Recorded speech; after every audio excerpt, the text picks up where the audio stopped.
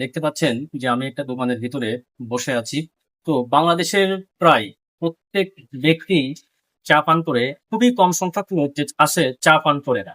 তো আমরা যে চা পান করতেছি প্রতিনিয়তই, আমরা যে চা খেতে খেতে মৃত্যুর মুখে যদি টেনেছি, এটাকে আমাদের জানা অনেক কিন্তু আমাদের জানা নাই। চা যেরকম উপকারী, তেমনিও কিন্তু এর ক্ষতিকর কিছু দিক আছে। এই যে আমার হাতে দেখতে পাচ্ছেন যে একটি প্লাস্টিকের কাপ। যদি প্লাস্টিকের কাপে প্রতিনিয়ত চা পান করা হয়, তাহলে কিন্তু শরীরের ভিতরে মরণ ব্যাধি রোগ আস্তে আস্তে বাসা বাঁধতে পারে। সেটা কিন্তু অনেকেরই আমাদের জানা নাই। এই যে চায়ের যে প্লাস্টিকের কাপ আছে, এই প্লাস্টিকের কাপ আপনার কিছু রাসায়নিক উপাদান দিয়ে তৈরি, যেটা শরীরের জন্য কিন্তু খুবই ক্ষতিকর।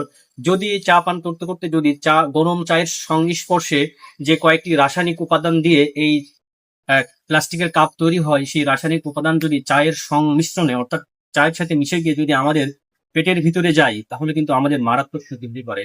এই প্লাস্টিকের কাপে 1 দিন বা 3 দিন 4 দিন যদি চা পান করা হয়, তাহলে হয়তো বা বোঝা যাবে না। কিন্তু যদি প্রতিনিয়তই ক্রমশ যদি এই প্লাস্টিকের কাপে যদি আমরা চা পান করতে থাকি, তাহলে কিন্তু আমাদের লাস্ট পর্যায়ে মৃত্যু কিন্তু একদম নিশ্চিত। অতএব আমাদের এখনই সতর্ক হওয়া উচিত যে আমাদের চা যদি পান করতে হয়, তাহলে আমাদের মাটির কাপ আছে, তারপর সিরামিক বা যেটা হচ্ছে কাঁচের কাপ আছে, এই কাপে আমাদের চা পান করতে হবে। তাহলে আমরা এই রোগ থেকে, মরণ ব্যাধি থেকে আমরা বাঁচতে পারবো।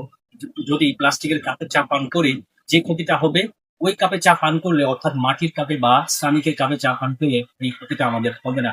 তাই আমাদের সকলের উচিত প্লাস্টিকের কাপ পরিহার করে আমাদের মাটির কাপ বা শ্রামিকের কাপে চা পান হবে।